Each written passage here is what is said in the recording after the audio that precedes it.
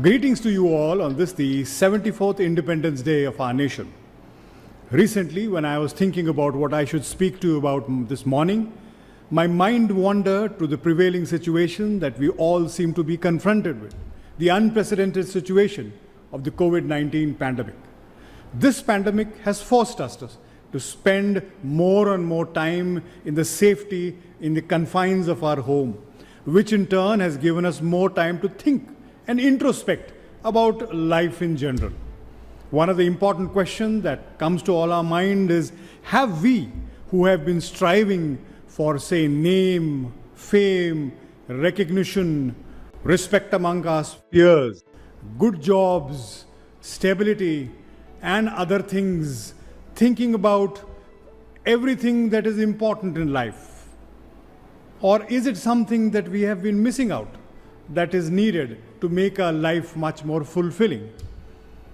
I think on deep thought, we would all come to the conclusion that there are certain things that we probably have neglected in this great race or this desire for these eureka moments that we all look forward to.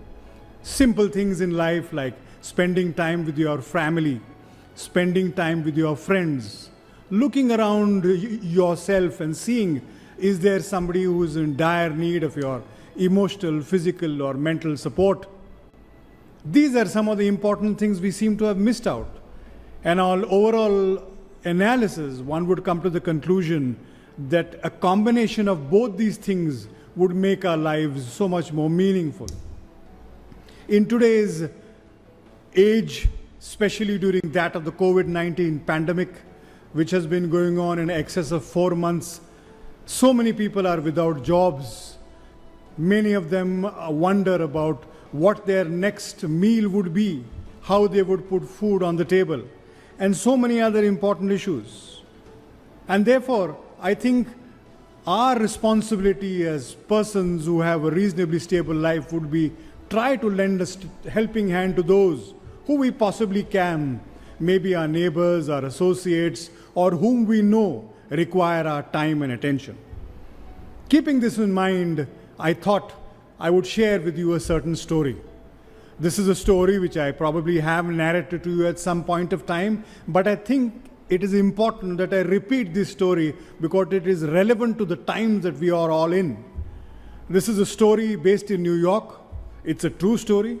It is that of a taxi driver who himself is narrating the story, which begins by saying that the taxi driver one day is on a night shift which starts at midnight, and he gets a call for the first client. And when he goes to the address that he receives from his head office, he realizes that the building where he stops is completely in darkness except one room in the ground floor. Normally, a taxi driver in New York would just honk once, wait if somebody comes out. If there is no response, he would just move on to his next client. But this taxi driver was one with a difference.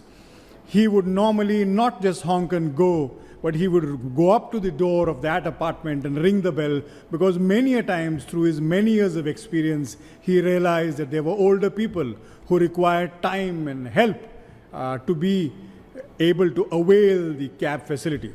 So sure enough, he goes to this apartment, which is essentially in dark except one room. He rings the bell, and after an awkward pause of about 30 seconds or a minute, he hears a frail voice of an senior citizen saying, "Just wait, I'll be there in a minute." And sure enough, in about a minute, the door opens, and he sees that in front of him there's an old lady who's in her 80s. She looks like somebody who's come out of the 1940s movies, wears a frock. He peers into the apartment and sees that the apartment is essentially bare. Everything is covered with bed sheets. It is not like a classical apartment which has, say, frames hanging or some utensils on the wall or wall clocks. Everything has been boxed and kept. And in front of him stands this old lady with the old nylon suitcase that she is dragging along. Very courteously, this taxi driver offers to take this lady and her luggage up to her car. He first makes the old lady be seated in the taxi, comes back, takes her luggage, switches off the light, locks her apartment, and makes himself seated in the driver's side after making sure that the old lady is comfortable in the rear seat. He asks her where he wants to go by looking at the rear view mirror of his taxi. And he realizes there is a tint of glistening in her eyes. Tears are there in the eyes. When she says that, son, I have to go to a particular address. And he says, I'll be very happy to take you there. But she has one request. Why don't you take me from the downtown New York? He says, I would be happy to take you, but this is a longer route. It would take more time. I'd prefer that we go by a shorter cut. But she in turn says that, don't worry, I have plenty of time. And shedding tears, she goes on to say that all her relatives are now no more. They've all passed on. She herself is suffering from a terminal illness. And she's on her way to her hospital, or a hospice as they call it. A hospice is a place where they normally have people who are in the final stages in life and whom the family cannot take care of. After seeing her tears, the compassionate man in him comes to the fore, and he immediately reaches out from the window and switches off the meter of the taxi because he doesn't have a heart to charge this old lady for this ride, or this last ride that he's taking her for. As they go downtown New York, this old lady requests him to stop at various points, various locations. For example, at one location, she tells the taxi driver how she had come here dancing when she was a young girl. Another where she worked as an elevator operator for many years. And still another where she lived with her parents. There were some locations where she never really said anything, but she only looked at it and sighed and was deep in thought. And afterwards she would say, let's move on and go further down. This went on for about 3 hours, and after about 3 hours, when the rays of the sunlight started coming in, she requested the taxi driver that she was tired now and that she would like to go to the hospice, which was her destination. He readily agreed, and when he took her to the hospice, 2 male nurses were waiting for him. They took the lady out in a wheelchair and wheeled her in.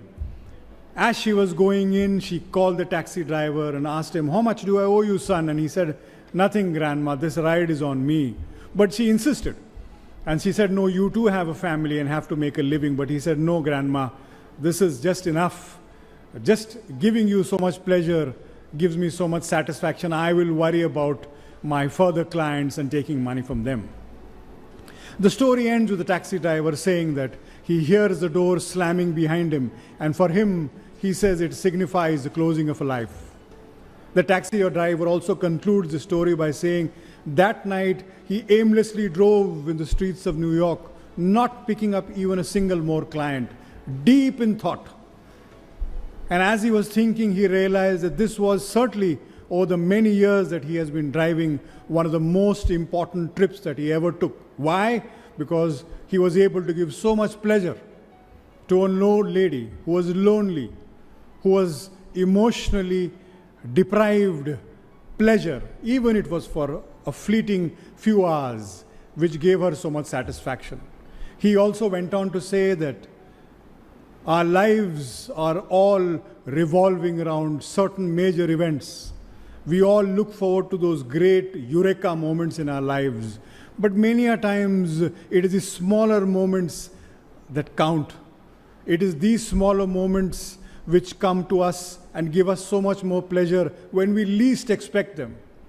And it is these moments that we should also strive to do and strive to undertake so that we can give happiness to others.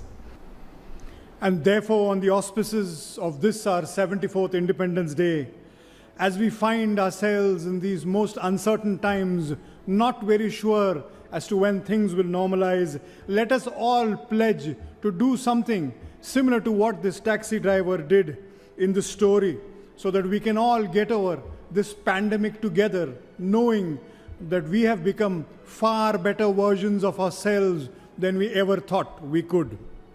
As someone wisely said, we can't go back and change the beginning, but we can start where you are and change the ending. May God bless this great country and this great institution of ours. Thank you.